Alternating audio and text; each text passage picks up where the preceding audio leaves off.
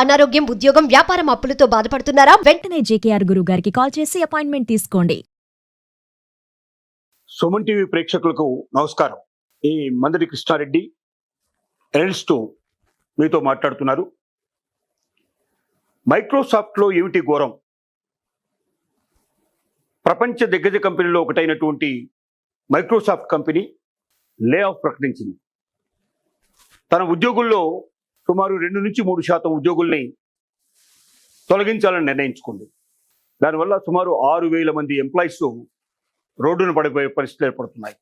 దానికి కంపెనీ చెప్తున్నటువంటి కారణాలు ఏమిటంటే, ఒకటి కరోనా విజృంభించడం, రెండోది తమ నష్టాల నుంచి బారిన ఉన్నాము, ఆ నష్టాలు కాపాడుకోవడానికి కొంతమంది ఉద్యోగులు తప్పక తీయాల్సిన పరిస్థితి ఏర్పడుతుందని చెప్తోంది.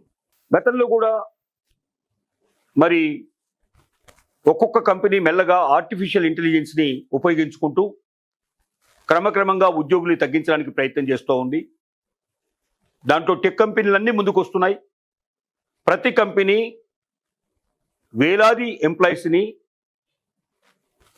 సంవత్సరంలో ఒకసారి కాదు 2-3 దఫాలుగా తీసివేయడానికి ప్రయత్నం చేస్తున్నాయి. ఈ రకంగా పోతే కొన్నాళ్ల తర్వాత సాఫ్ట్వేర్ కంపెనీస్లో ఉద్యోగాలు దొరకడమే కష్టమయ్యే పరిస్థితి ఏర్పడేటట్టుగా ఉంది. ప్రపంచమంతా అటే ప్రయాణం చేస్తుంది.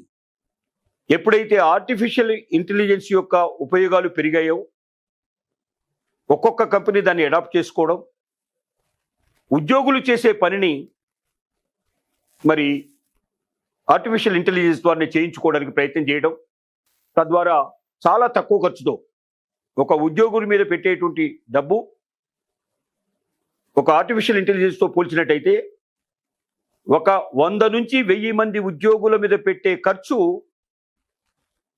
ఒక 10వ వంతు ఖర్చు పెట్టినట్టయితే ఆర్టిఫిషియల్ ఇంటెలిజెన్స్తో అదే పనిని అంతకన్నా బాగా, అంతకన్నా ఎక్యురేట్గా, అంతకన్నా పర్ఫెక్ట్గా చేయించుకోగలిగే అవకాశం కంపెనీలకు దొరికినప్పుడు ఏ కంపెనీ మాత్రం దయాదాక్షిణ్యాలతో ఎక్కువ మంది ఉద్యోగులు పెడతాను, వాళ్ళ జీతభత్యాలు ఇస్తాను, వాళ్ళని పోషిస్తానని చెప్తాయి చెప్పండి? అందువల్ల ప్రతి కంపెనీ కూడా ఎక్కువ లాభాలు సంపాదించాలంటే ఖర్చు తగ్గించుకోవాలి. ఖర్చులో ఎక్కువగా ఉండేది జీతభత్యాలే ఉంటాయి కాబట్టి ఎక్కువ ఎంప్లాయీస్ని పెట్టుకోవడం ద్వారా, అందులోనూ ఎగ్జిక్యూటివ్స్ని ఎక్కువగా హై రేంజ్ బాగా శాలరీస్ ఉండేటువంటి వ్యక్తుల్ని పెట్టుకోవడం ద్వారా ఎక్కువ మొత్తంలో వాళ్ళు చెల్లించాల్సిన పరిస్థితులు ఏర్పడుతున్నాయి. ఈ ఎక్కువ మొత్తంలో చెల్లించడం ద్వారా కంపెనీలకు నష్టాలు వస్తున్నాయనేటువంటి ఒక కొత్త పాట అందుకున్నాయి. కాబట్టి వీలైనంత వరకు అధిక జీతాలు పొందుతున్నటువంటి ఎగ్జిక్యూటివ్స్ని వీలైనంత వదిలించుకోవడానికి ప్రయత్నాలు మొదలయ్యాయి. ఆ తర్వాత సెకండ్ లెవెల్ ఉద్యోగస్తులు కూడా వాళ్ళ ప్రభావం వాళ్ళ మీద ప్రభావం పడుతోంది.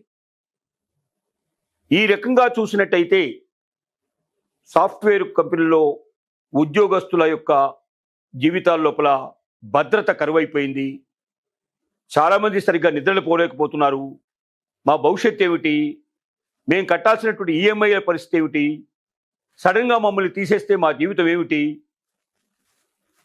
ఒక మంచి జీవితాన్ని ఊహించుకొని ఆలోచించుకొని చదువుకునేటప్పుడే నేను ఖచ్చితంగా సాఫ్ట్వేర్ ఉద్యోగం అవుతాననే ఆలోచనతోటి చాలామంది పిల్లలు విద్యార్థి దశ నుంచే కళ్ళకు అంటున్నారు. ఆ కళ్ళకు రూపం తీసుకొచ్చుకోవడానికి అహోరాత్రాలు శ్రమించి మంచి మంచి స్కూల్స్లో, మంచి మంచి కాలేజెస్లో చదువుకొని, వీలైతే విదేశీ విద్యను కూడా పూర్తి చేసుకొని గొప్ప కంపెనీలకు అప్లై చేసుకొని వైట్ కాలర్ జాబ్ చేసుకుంటూ కాలు మీద కాలు వేసుకొని జీవితం అంతా ఆనందంగా సంతోషంగా గడపవచ్చు అనేటువంటి కలల్లో, ఊహల్లో, ఉద్దేశాల్లో ఉన్నవారు ఇప్పటికే కంపెనీలో జాయిన్ అయిపోయి ఇల్లు, కారు, ఫర్నిచరు, పిల్లలకు మంచి మంచి స్కూల్సు, తమకు వచ్చేటువంటి ఆదాయం లోపల హాయిగా ఆనందంగా బతకడానికి, రిచ్గా ఉండడానికి ప్రతి ఒక్కరు ప్రయత్నం చేస్తూ ఉన్నారు. ఈ తరుణంలో ఉద్యోగానికే భద్రత లేదు. నీ ఉద్యోగం తీసేసామంటే వాళ్ళు మళ్ళీ ఇంకెక్కడైనా అప్లై చేసుకుని ఉద్యోగం పొందడం కూడా చాలా కష్టంగా ఉంది. టెక్ కంపెనీస్ అన్నీ ఒకే రకమైన మాట మీద నిలబడుతున్నాయి. అందరూ ఆర్టిఫిషియల్ ఇంటెలిజెన్స్ని ఆశ్రయిస్తున్నారు. తద్వారా లక్షలాది మంది జీవితాల లోపల శూన్యం మిగిలిపోయే పరిస్థితి ఏర్పడుతోంది. పరిస్థితులు తలకిందులయ్యే పరిస్థితులు ఏర్పడుతున్నాయి. ఎంతమంది దీన్ని తట్టుకొని నిలబడుతారో తెలియదు. వెంటనే వాళ్ళంతా కూడా మానసిక నిపుణుల్ని ఆశ్రయించాల్సిన అవసరం ఉంది.